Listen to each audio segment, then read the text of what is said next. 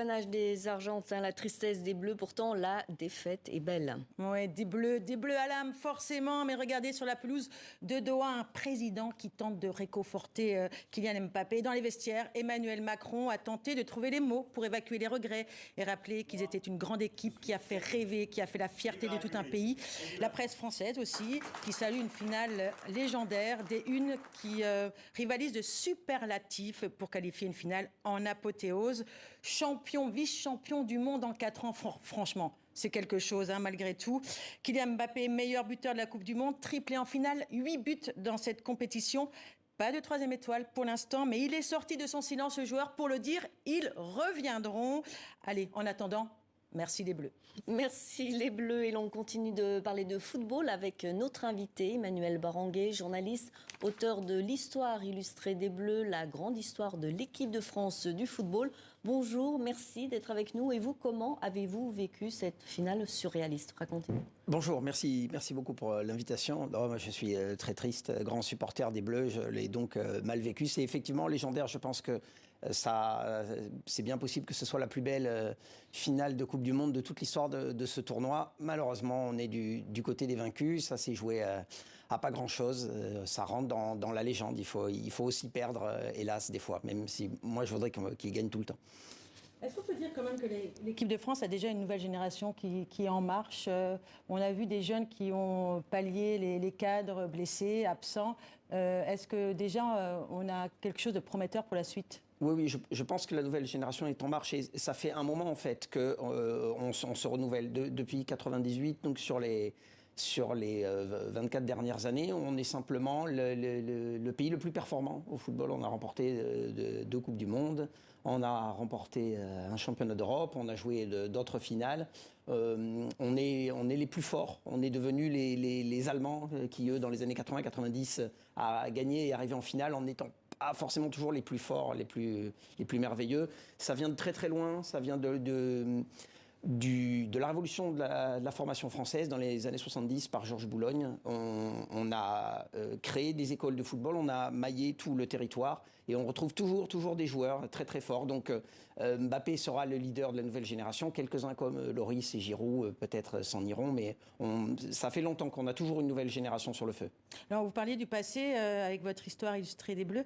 L'équipe de France, c'est 1900. Alors c'est une équipe pas encore nationale, elle ne naîtra qu'en 1904, mais ça n'a pas été rose du tout dès le début pour cette équipe. On a l'impression qu'elle est habituée aux obstacles, aux échecs et qu'elle rebondit à chaque fois. Oui, ça a été très difficile. Effectivement, 1900, l'équipe qui est aux Jeux Olympiques, elle n'est pas encore reconnue comme l'équipe de France officielle. C'était juste les joueurs du Racing Club de Paris, renforcés par un Anglais.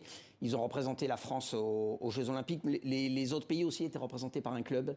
Donc, c'est 1904, son vrai premier match, un 3-3 contre la Belgique. Et effectivement, les débuts ont été difficiles. La France, elle a pris un 17-1 en demi-finale des Jeux Olympiques contre le Danemark, le plus gros score de toute l'histoire des compétitions. Elle a pris des 15-0 contre l'Angleterre avant de commencer à la battre.